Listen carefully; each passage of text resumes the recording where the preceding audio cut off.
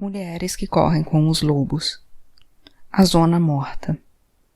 A guarda de segredos isola a mulher daqueles que lhe dariam amor, auxílio e proteção. Ela faz com que a mulher carregue a carga da dor e do medo sozinha, e às vezes no lugar de um grupo inteiro, seja a família, seja a cultura.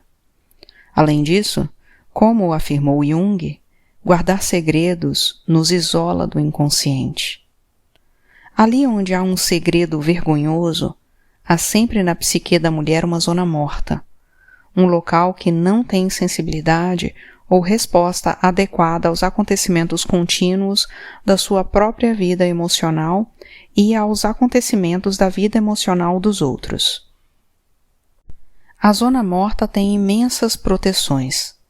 Ela é um lugar de inúmeras portas e muros, todos fechados com 20 trincos e os homunculi, as pequenas criaturas que habitam os sonhos das mulheres, estão sempre ocupados na construção de mais portas, mais represas, maior segurança, para que o segredo não escape. No entanto, não há como enganar a mulher selvagem. A mulher selvagem tem consciência dos fardos obscuros que a mente da mulher carrega bem amarrados com cordas e faixas. Esses espaços na mente da mulher não são sensíveis à luz ou à graça, de tão cobertos que estão. E é claro que, já que a psique é extremamente compensatória, o segredo irá de qualquer jeito descobrir uma forma de sair.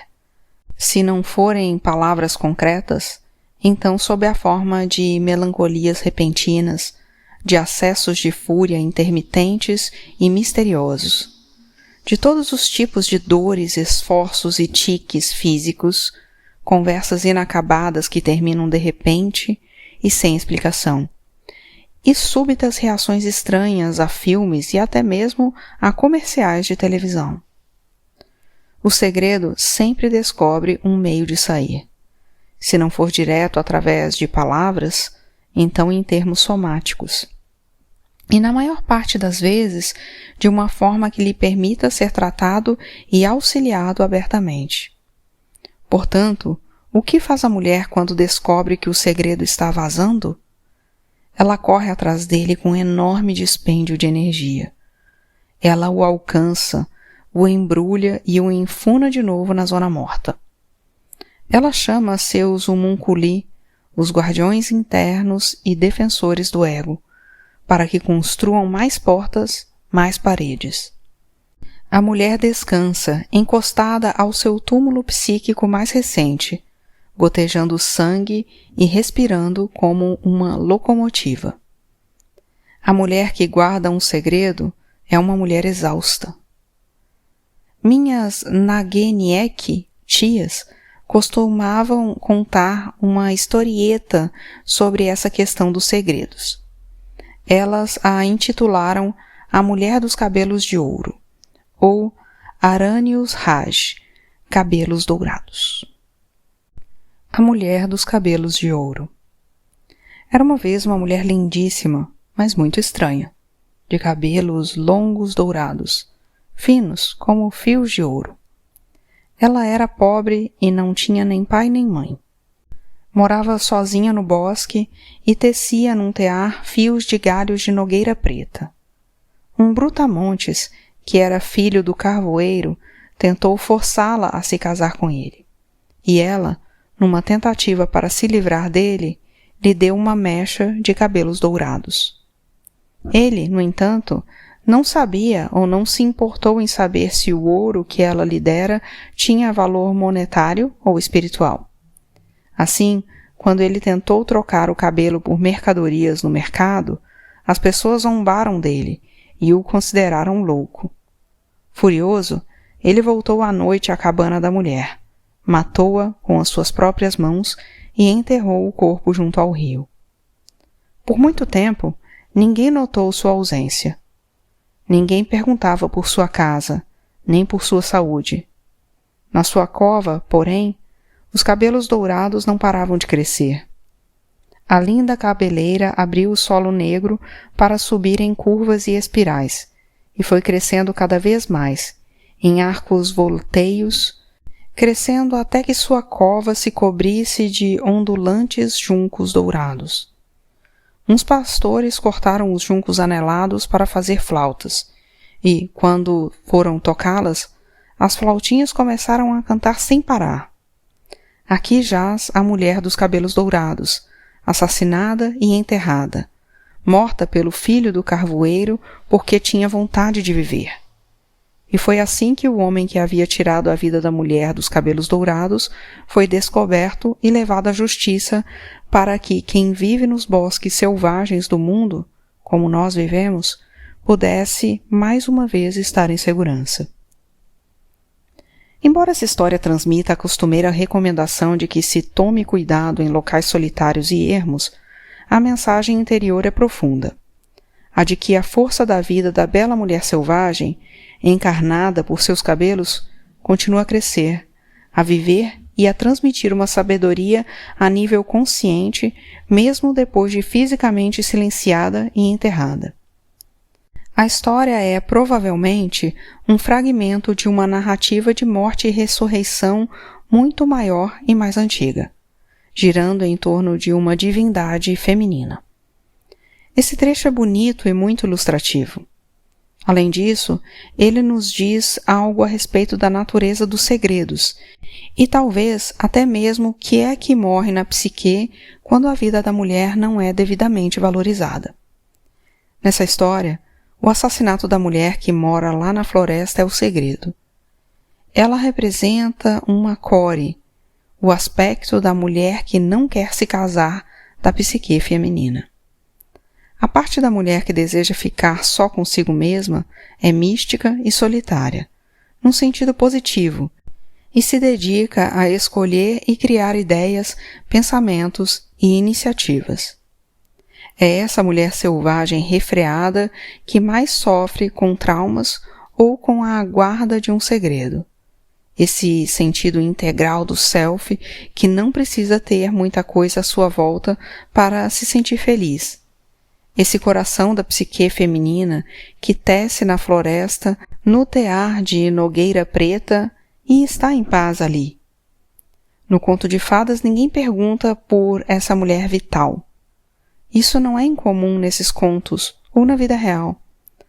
As famílias das mulheres mortas no Barba Azul também não vêm procurar suas filhas.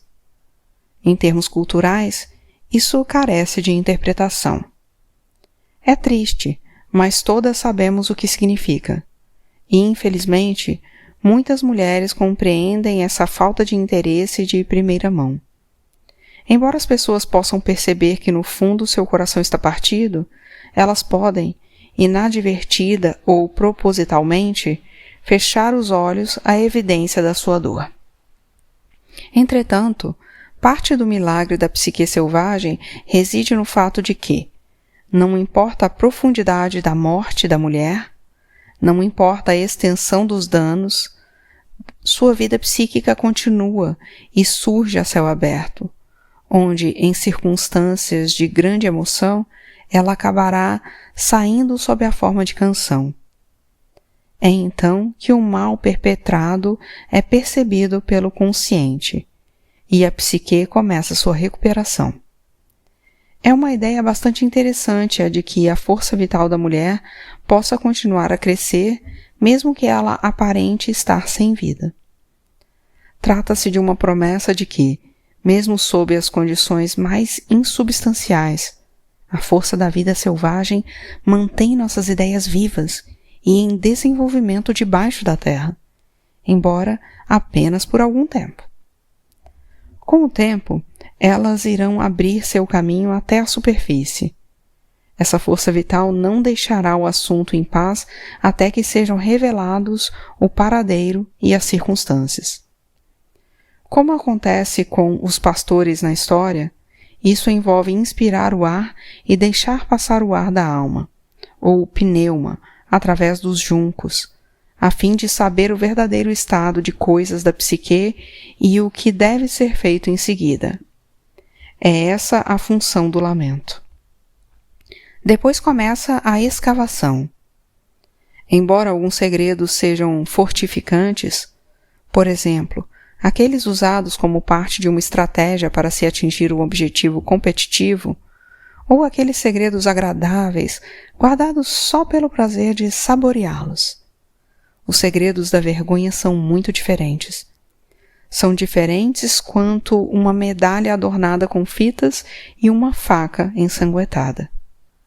Esta última precisa ser trazida à superfície, testemunhada por pessoas compassivas sob condições generosas. Quando a mulher guarda um segredo vergonhoso, é apavorante ver a enorme quantidade de culpa e de tortura que ela impõe a si mesma. Toda a culpa e a tortura que ameaçavam se abater sobre a mulher, se ela contar o segredo, acaba se abatendo do mesmo jeito, apesar de ela não ter revelado a ninguém. Tudo a ataca de dentro. A mulher selvática não consegue conviver com isso. Os segredos vergonhosos fazem com que a pessoa viva atormentada. Ela não consegue dormir, pois um segredo humilhante é como um cruel arame farpado que se engancha no seu ventre quando ela tenta sair correndo. Os segredos da vergonha são destrutivos não só da saúde mental da mulher, mas também dos seus vínculos com a mulher selvagem. A mulher selvagem escava as coisas, joga-as para o alto, corre atrás delas. Ela não enterra e esquece. Se por acaso enterrar, ela se lembra do que foi enterrado e do local, e não passará muito tempo até que ela o desenterre de volta. Manter em segredo a vergonha perturba profundamente a psique. Os segredos passam a irromper nos sonhos. Um analista muitas vezes precisa ir além do conteúdo manifesto, e às vezes até mesmo do conteúdo arquetípico, de um sonho para ver que ele, na realidade, está divulgando o próprio segredo que a sonhadora não pode ou não ousa dizer em voz alta. Existem muitos sonhos que, ao serem analisados, são vistos como sonhos sobre sentimentos vastos e imensos que a pessoa, na vida real, não consegue verbalizar. Alguns desses sonhos dizem respeito aos segredos. Algumas das imagens de sonhos mais comuns são as luzes, de origem elétrica ou não, tremeluzindo e ou se apagando. Sonhos em que a pessoa que sonha adoece por ter comido algo. Algo em que a pessoa que sonha não consegue se mexer devido ao perigo, e aqueles nos quais a pessoa que sonha tenta gritar, mas não sai nenhuma voz. Lembram-se de Canto Rondo, o canto profundo, a de Hambre del Alma, a alma faminta?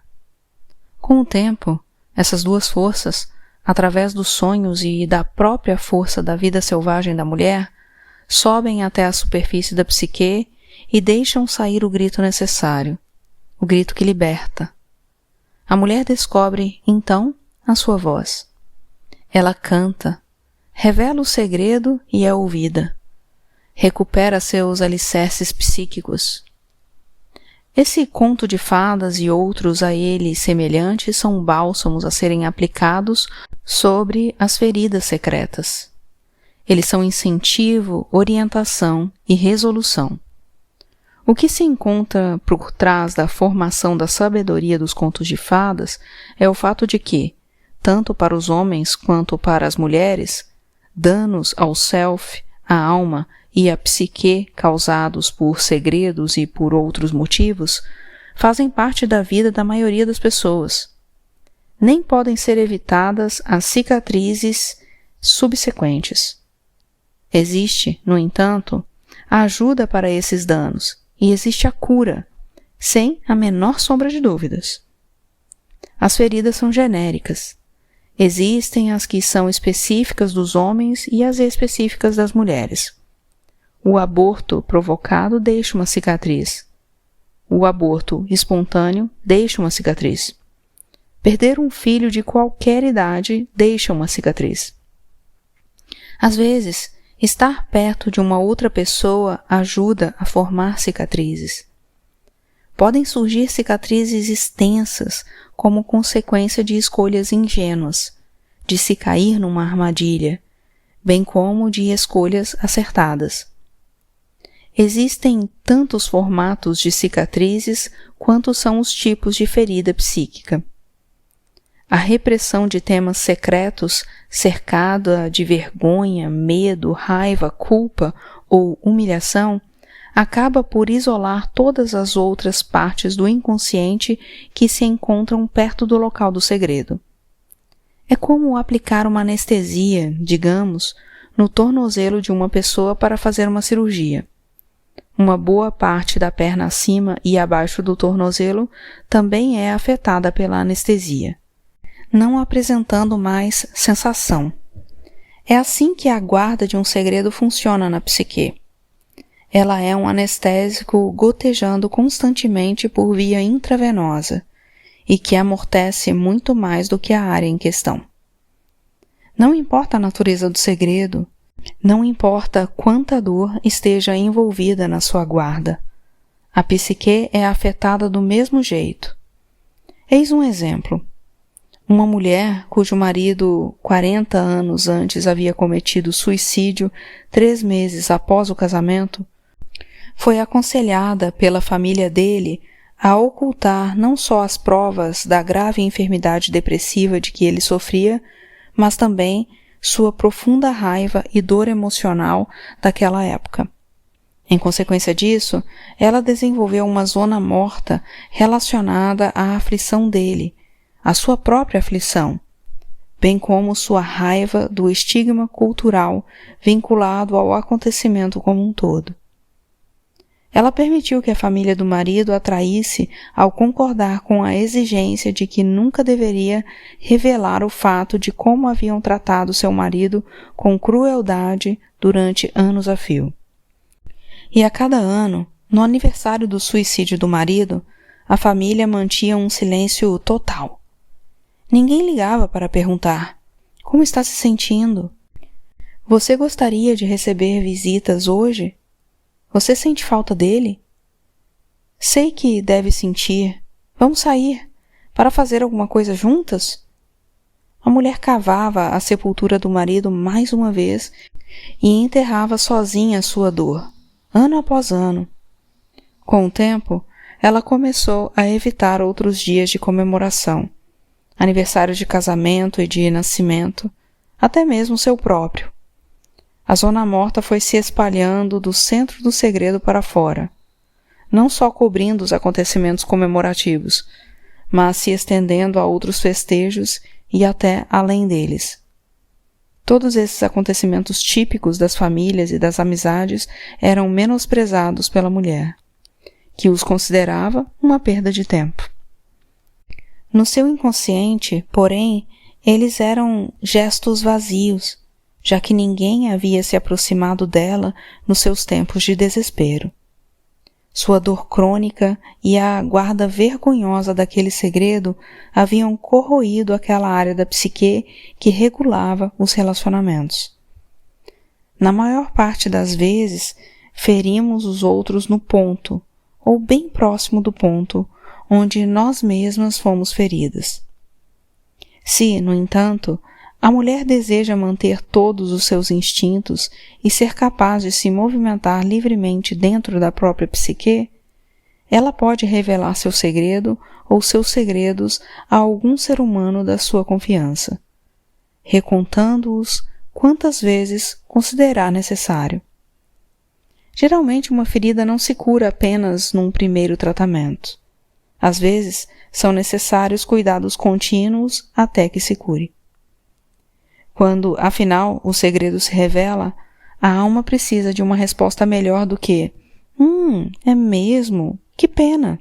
Ou, pois é, a vida é dura. Tanto por parte de quem conta como por parte de quem ouve. Quem conta tem que se esforçar para não depreciar a questão.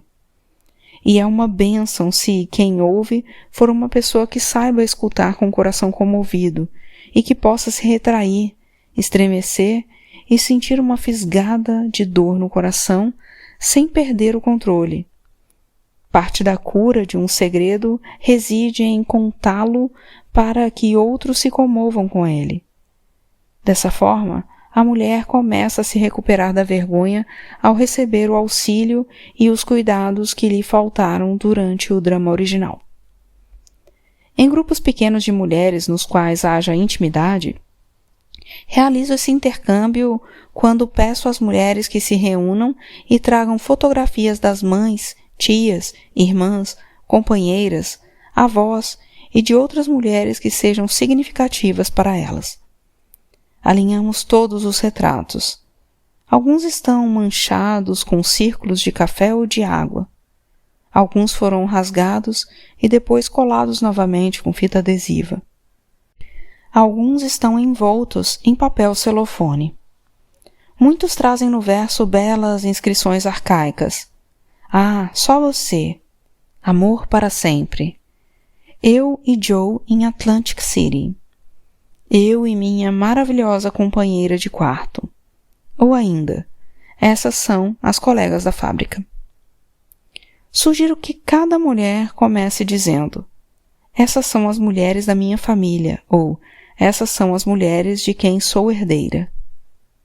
As mulheres olham para essas fotos das suas parentas e amigas e, com profunda compaixão, começam a contar as histórias e segredos de cada uma. Como lhes chegaram ao conhecimento, a grande alegria, a grande mágoa, o grande esforço, a grande vitória na vida de cada uma delas. Em todo o tempo que passamos juntas, há momentos em que não se pode mais ir adiante, pois muitas lágrimas tiram muitos barcos da doca seca, e lá saímos nós velejando juntas por algum tempo. Aqui, o que conta é uma verdadeira lavagem de roupas femininas de uma vez por todas. A proibição universal de se lavar a roupa suja em público é irônica, porque geralmente a roupa suja também nunca chega a ser lavada no seio da família. Lá embaixo, no canto mais escuro do porão, a roupa suja da família simplesmente fica ali jogada, dura, com o seu segredo para sempre. A insistência em se manter segredo é um veneno. Na realidade, ela quer dizer que a mulher não tem nenhum apoio à sua volta para lidar com as questões que lhe causam dor. Muitas das histórias secretas das mulheres são do tipo que a família e os amigos não têm condições de examinar. Eles não acreditam. Tentam fazer pouco do assunto ou se desviar dele. E, na realidade, é totalmente compreensível que hajam assim. Se eles a examinassem, se as iluminassem, trabalhassem com elas, teriam de compartilhar da dor da mulher. Nenhuma possibilidade de ficar ali parada, controlada. Nenhuma chance de, pois é, seguido de silêncio. Nada de, precisamos tentar nos ocupar para não ficar repisando essas coisas. Não.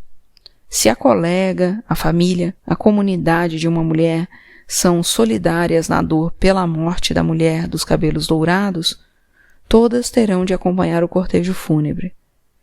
Todas terão de chorar junto ao túmulo. Ninguém vai conseguir se desvencilhar disso e será muito duro para todas. Quando a mulher dedica mais atenção à questão da sua própria vergonha secreta do que de outros membros da sua família ou da sua comunidade, é só ela quem sofre conscientemente.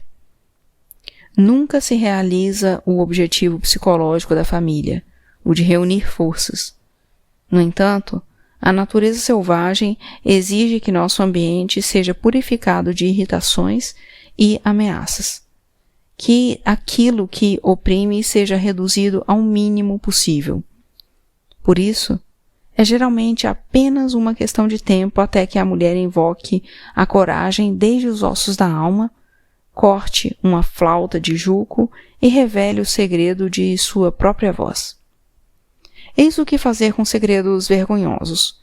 Com base em estudos sobre conselhos arquetípicos extrapolados de dezenas de contos de fadas, como por exemplo Barba Azul, Mr. Fox, Robbie Brington, Mary Cullen, entre outros, nos quais a heroína se recusa a guardar o segredo de uma forma ou de outra e fica assim liberada para viver intensamente. Veja o que estiver vendo. Conte para alguém. Nunca é tarde demais. Se você achar que não consegue contar o segredo em voz alta, basta fazê-lo por escrito. Escolha uma pessoa que seus instintos julguem ser de confiança.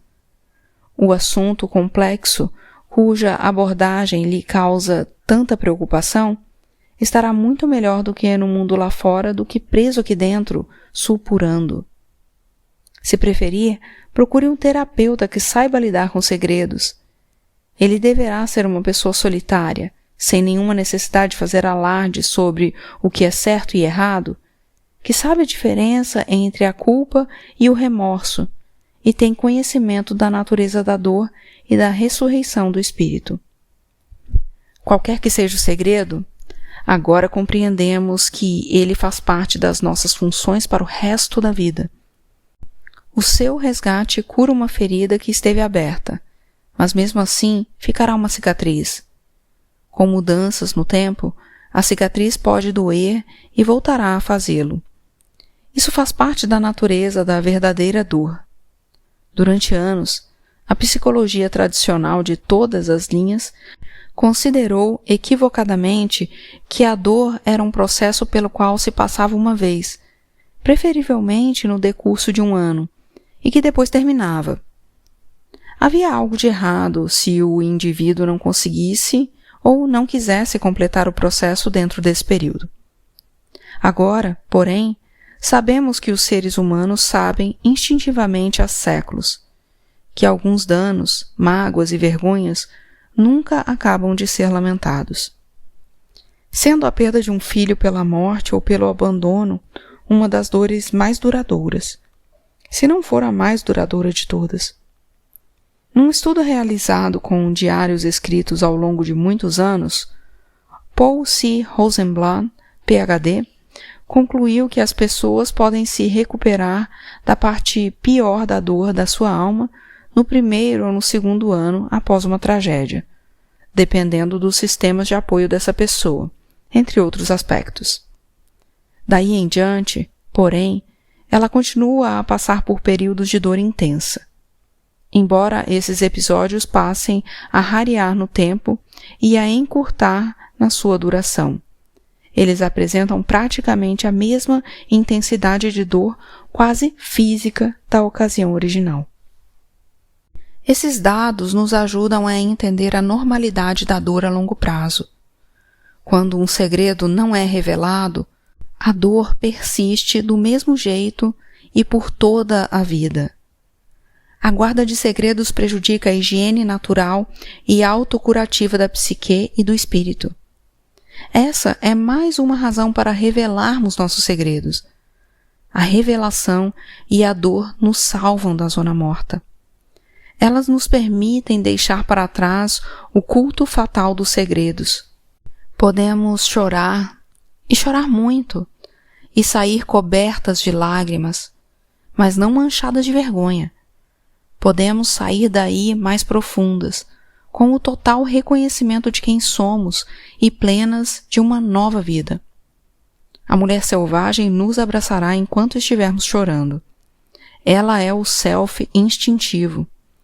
Ela consegue suportar nossos gritos, nossos uivos, nosso desejo de morrer sem morrer. Ela sabe aplicar os melhores remédios nos piores lugares.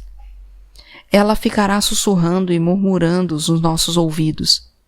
Ela sentirá dor pela nossa dor. Ela a suportará. Não fugirá.